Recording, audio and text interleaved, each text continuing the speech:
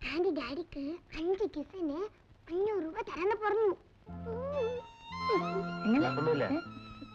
Anti എന്റെ അടുത്ത് പറഞ്ഞു.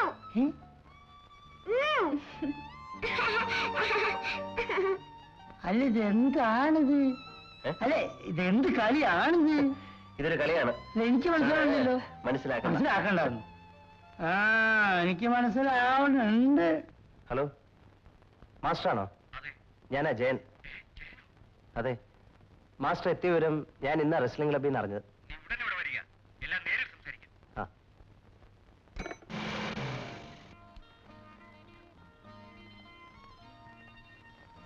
മാസ്റ്റർ